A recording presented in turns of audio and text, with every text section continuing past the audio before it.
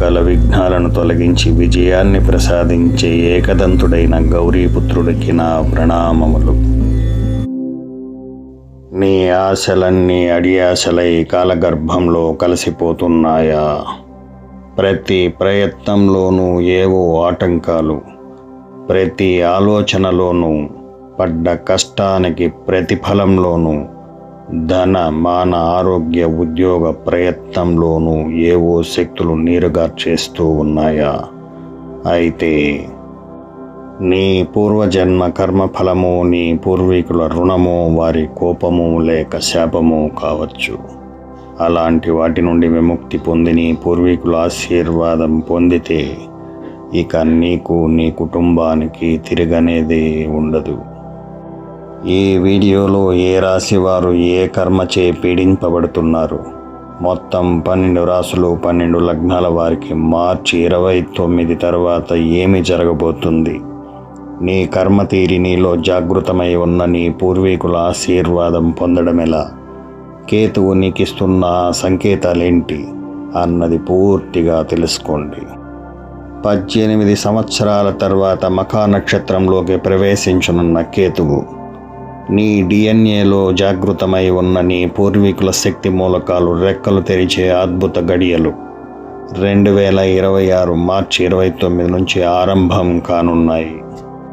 జ్యోతిష్య శాస్త్ర ప్రకారం కేతువును మోక్షకారకుడు, ఛాయాగ్రహం మరియు వైరాగ్యానికి ప్రతీకగా భావిస్తారు.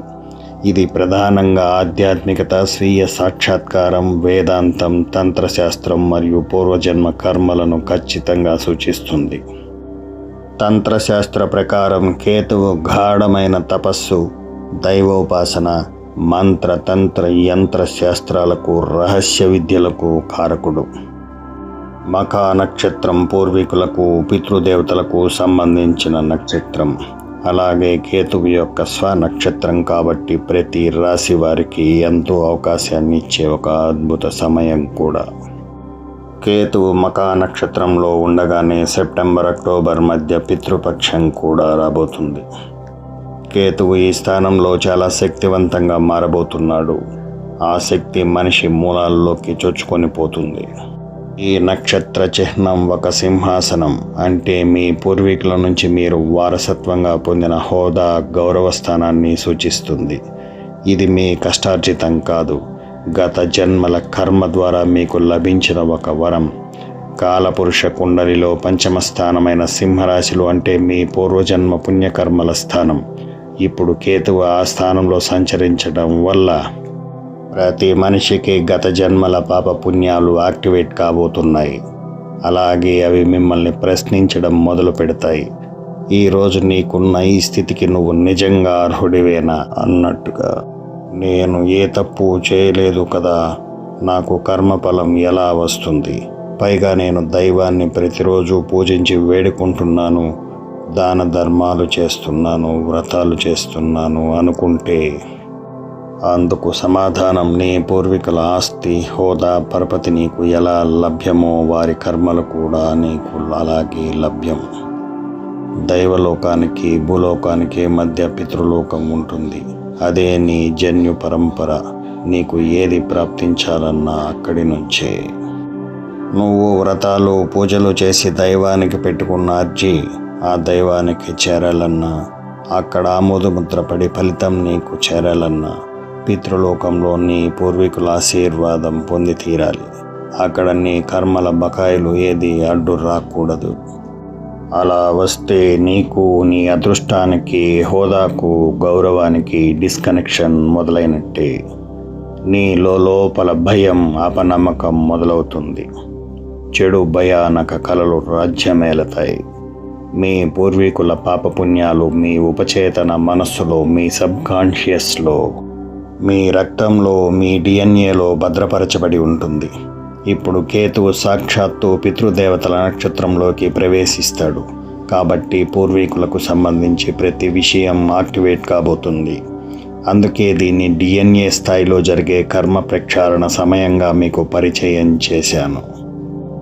మీ కర్మానుసారం రాజయోగాలు, సుఖదుఖాలు, అదృష్ట దురదృష్టాలు తారుమారు కావడము లేక యాక్టివేట్ కావడము జరుగుతుంది.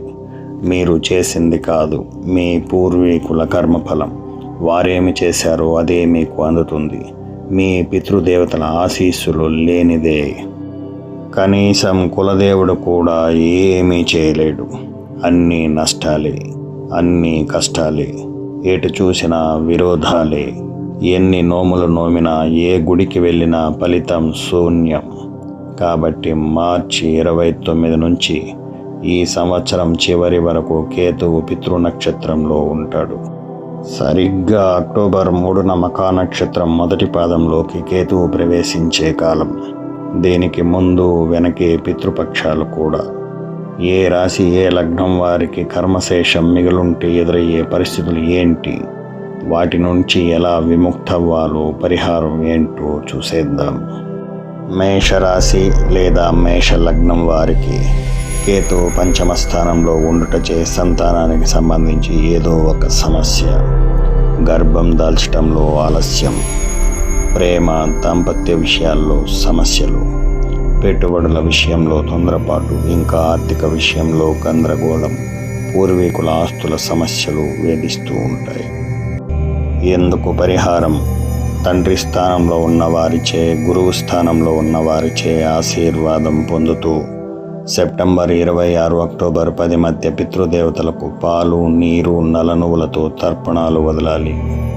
అలాగే వృషభ రాశి, వృషభ లగ్నం వారికి చతుర్థ స్థానంలో సంచరించుట వలన మాతృ గృహ సమస్యలు, ప్రశాంతత లేకపోవటం, మీ ఇంటిలోనే మీరు ఓ అపరిచితుడు వలె ఉండాల్సి రావటం, తల్లితో విభేదాలు లేదా ఆమె ఆరోగ్యం క్షీణించటం, భూమిని కోల్పోవటం, కుటుంబ ఆస్తుల నష్టం, ఇటువంటివి కర్మానుసారం వేధిస్తాయి. ఎందుకు పరిహారం? ఈ సంవత్సరం వాహనం కొనరాదు. పితృపక్షంలో అయితే ఏ కొత్త వస్తువు అస్సలు కొనకూడదు. అలాగే తల్లికి మరియు ఆ స్థానంలో ఉన్నవారికి సేవ చేయటం, వారి ఆశీస్సులు పొందటం ఒక్కటే మార్గం. మిథున రాశి, మిథున లగ్నం వారికి ధైర్యం బలహీనపడి మాట మోగబోయినట్టు మౌనంగా అలా ఉండిపోతారు. తోబుట్టిన వారితో మౌన యుద్ధం మొదలై వ్యతిరేకత ఏర్పడుతుంది. ప్రతిదీ వాయిదాలేస్తుంటారు. కమ్యూనికేషన్ ప్రాబ్లం మొదలవుతుంది. పరిహారం: విద్యార్థులకు పుస్తకాలు, తోబుట్టుకు ఆకుపచ్చ రంగు గాజులు, బట్టలు కొనివ్వడం, పితృపక్షంలో పితృదేవతలకు శాంతులు చేయటం. కర్కాటక రాశి, కర్కాటక లగ్నం వారికి కుటుంబంలో వాగ్యుద్ధం మెల్లగా మొదలవుతుంది. సంపద కన్నా సంతోషం ముఖ్యమన్న ధోరణి మొదలవుతుంది. ఆహార నియమాలు అవసరమన్న భయం మొదలవుతుంది. సంపద సృష్టించే కొత్త మార్గాలు వెతుకుతారు. కుటుంబం ఎదుగుదలకు ఆటంకాలను గుర్తించాలన్న ధోరణి మొదలవుతుంది. ఇవన్నీ సక్రమంగా జరగాలంటే పితృపక్ష సమయంలో పాలు, పంచదార, బియ్యంతో పాయసం చేసి పితృదేవతల పేరు మీద గోవుకు పెట్టండి. ఆధ్యాత్మిక గురువుల ఆశీర్వాదం ఖచ్చితంగా పొందండి. సింహరాశి, సింహలగ్నం వారికి రాశిలోనే కేతు ఉండటం వలన శారీరక నలకడ, ఏదో తప్పు చేశామన్న భావన, మీ మీద మీకు విశ్వాసం తగ్గడం, గమ్యం గంటకో దిశ మారుతూ ఉండటం, సహజ నాయకత్వ లక్షణాలు సన్నగిల్లటం, ప్రజలతో ఐక్యత కాలేకపోవటం, మీ ఐడెంటిటీని కోల్పోవడం జరుగుతుంది. ఇందుకు పరిహారం: పితృపక్ష అమావాస్య రోజు పూర్వీకులకు తప్పనిసరిగా తర్పణాలు వదలాలి. కాకికి నువ్వులు కలిపిన అన్నం పెట్టండి. ఖచ్చితంగా తిరిగి కోలుకుంటారు. కన్యారాశి, కన్యాలగ్నం వారికి వ్యయస్థానంలో కేతువు. వీరికి నిద్ర చెడుతుంది. ప్రాపంచిక విషయాలపై నిరాశ కలుగుతుంది. వీరికి సంబంధించిన వారి ఆరోగ్యం చెడి తరచూ హాస్పిటల్స్కు వెళ్ళి రావాల్సిన దుస్థితి ఏర్పడుతుంది. డబ్బులు విపరీతంగా ఖర్చు అవ్వటం, శారీరక నలకడ, రహస్య శత్రువులు పెరగటం, ఒంటరితనాన్ని ఇష్టపడటం, దాగి ఉన్న భయాలు మిమ్మల్ని వెక్కిరించడం జరుగుతూ ఉంటుంది. ఎందుకు పరిహారం? పితృపక్ష సమయంలో రోగులకు, పేదలకు తప్పనిసరిగా దుప్పట్లు దానం చేయాలి. పితృదేవతల ప్రీతి కోసం తర్పణాలు వదలాలి. పెద్దలు, తల్లిదండ్రుల ఆశీర్వాదం ఖచ్చితంగా పొందాలి.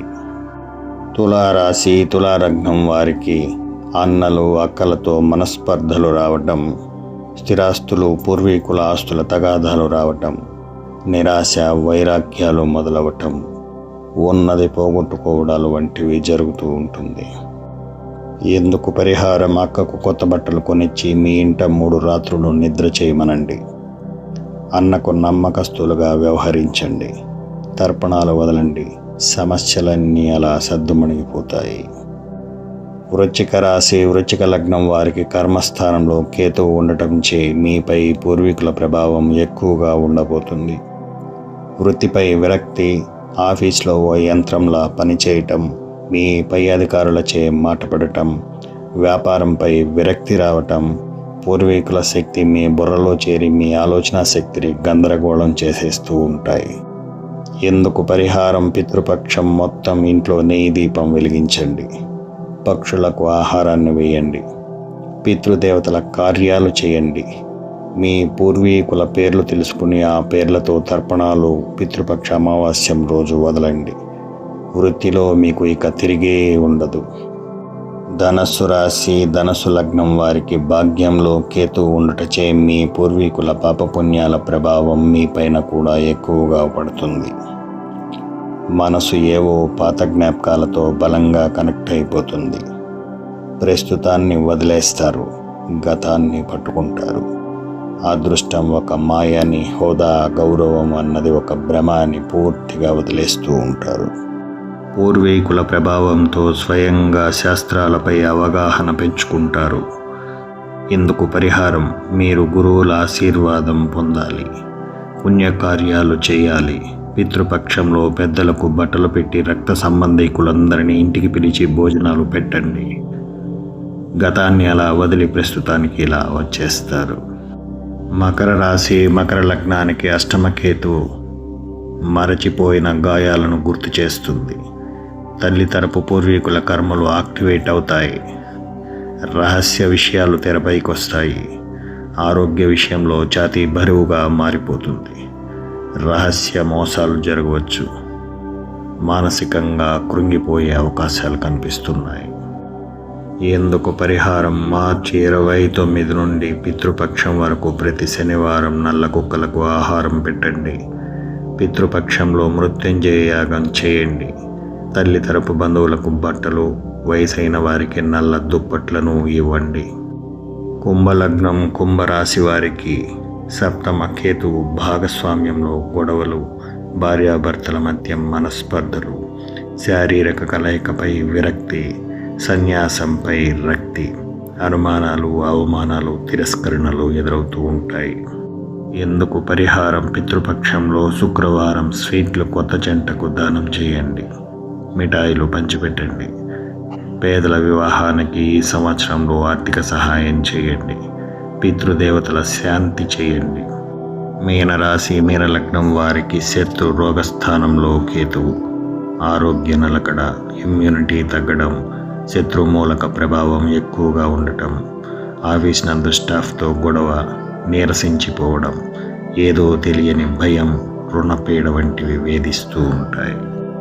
ఎందుకు పరిహారం, పితృపక్షంలో తర్పణాలు వదలండి. రుణాలు ఏదైనా ఉంటే తీర్చేయండి. పేదలకు సహాయం చేయండి లేదా పశు సేవ చేయండి. తప్పకుండా అనుకూలంగా మారిపోతుంది. ఇప్పుడు మీరు విన్న ఫలితాలన్నీ కేతు గోచారంతో కాదండి. పితృదోషాలు ఉన్నవారికి మాత్రమే ఇలా జరుగుతుంది. ఖచ్చితంగా పితృదోషాల ప్రభావం ఇందాక చెప్పుకున్నట్టు ఉంటే మీరు తగిన శాంతులు చేసి సుఖపడాలని ఆశిస్తూ మీకు ఈ విషయాన్ని తెలియజేశాను.